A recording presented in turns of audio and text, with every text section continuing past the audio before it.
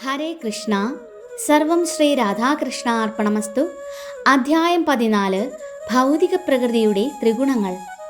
ശ്ലോകം 6. തത്ര സത്വം നിർമ്മലത്വാത് പ്രകാശകമനാമയം സുഖസംഗേന ബധ്നാതി ജ്ഞാനസംഗേന ചാനഘ. വിവർത്തനം. ഹേ പുണ്യാത്മാവേ, മറ്റുള്ളവയെ അപേക്ഷിച്ച് വിശുദ്ധമാകയാൽ സത്വഗുണം പ്രകാശമാനവും എല്ലാ പാപങ്ങളിൽ നിന്നും മോചിപ്പിക്കുന്നതുമാണ്. ആ ഗുണത്തിൽ സ്ഥിതി ചെയ്യുന്നവർ സുഖത്താലും ജ്ഞാനത്താലും ബദ്ധരാക്കപ്പെടും. ഭാവാർത്ഥം. ഭൗതിക പ്രകൃതിയാൽ ബദ്ധരായ ജീവസത്തകൾ പലവിധമുണ്ട്.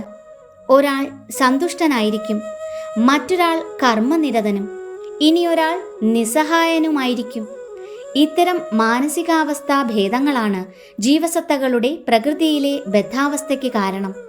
എങ്ങനെയാണവർ പല വിധത്തിലും ബദ്ധരായിരിക്കുന്നതെന്ന് ഭഗവത്ഗീതയിലെ ഈ ഭാഗത്തിൽ വിവരിക്കുന്നു.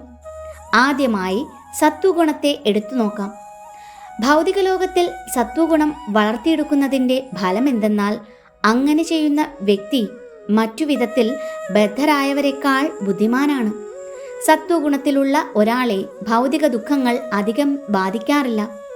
ഭൗതിക ജ്ഞാനത്തിൽ താൻ പുരോഗമിക്കുകയാണെന്ന ബോധവും അയാൾക്കുണ്ടാവും.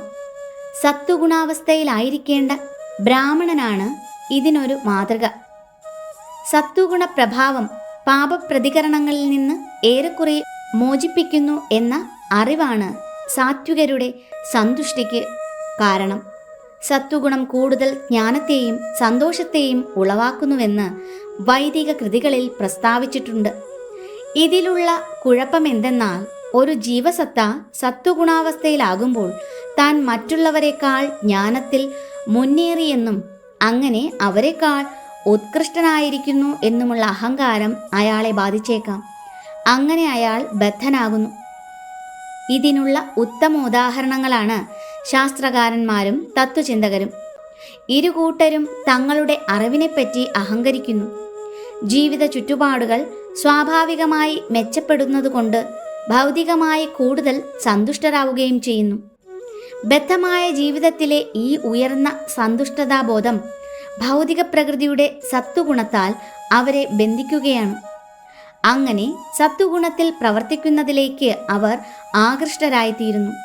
അങ്ങനെ പ്രവർത്തിക്കുന്നതിൽ ആകൃഷ്ടരായിരിക്കുന്നിടത്തോളം കാലം ഏതെങ്കിലും വിധത്തിൽ പ്രകൃതി ഗുണാധീനമായ ഒരു ശരീരം അവർക്ക് കൈക്കൊള്ളേണ്ടി വരും.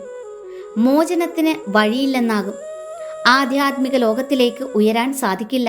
വീണ്ടും വീണ്ടും തത്വചിന്തകനായോ ശാസ്ത്രജ്ഞനായോ കവിയായോ പിറവിയെടുത്ത് ജനന മരണ ക്ലേശങ്ങളിൽ അകപ്പെടുകയാവും ഫലം.